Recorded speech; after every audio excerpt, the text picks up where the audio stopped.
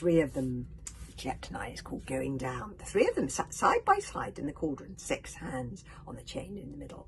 Within 60 seconds, they had descended into total blackness, apart from the eye beams of Toothless and Horrorcow and Stormfly.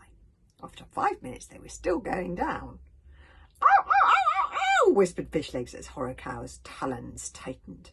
I never thought I'd say this, but I even felt sorry for Alvin, having her for a mother. "Do you think that wicked old skeleton really has got Stoic trapped in her cupboard?" "I think so," Hiccup whispered back. "But it's very difficult to tell because she's such a good liar." The one thing I'm sure she was telling the truth about was those poisoned fingernails.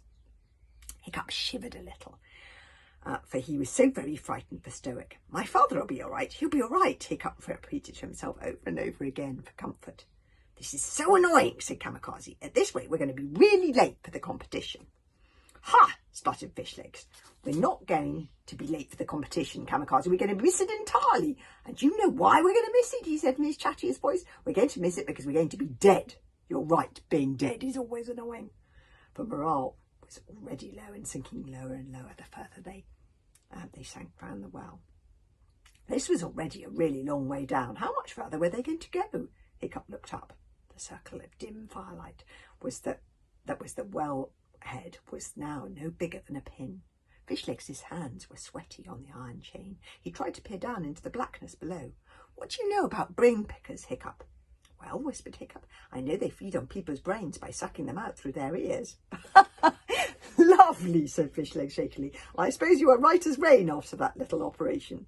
"Even Lard Tommy Lowbot can't function without some sort of brain," Fishlegs said Hiccup. "Although they're quite small, brain pickers are one of the most feared dragons in the archipelago. Even Sea Dragoness Giganticus Maximus are scared of them, because nobody likes the idea of having their brains sucked out."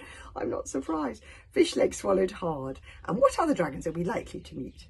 "Well, the cave dragons are a pretty nasty bunch down here," said Hiccup. "Hopefully they'll all still be hibernating. But Grimbeard has found the most dangerous place on the planet to hide his crown. There's rip-roarers, horrible creatures that dribble and scream. They tear you limb from limb if they get you. And then there's breath quenchers, a bit like gigantic pythons, and burrowing sliverfangs, of course, and sticky worms. They trap you in a web and cover you in slime before they eat you. Oh dear." But Hiccup wasn't able to finish the long list of particularly unpleasant and dangerous dragons that might inhabit the dungeons of the Flashbend School of Sword Fighting, because the cauldron in the well at last reached its dungeon destination with a thump so violent that the cauldron tipped sideways and the 3 young Vikings spilled out onto the dungeon floor. Chapter 10. It's called Are You the Stuff That Heroes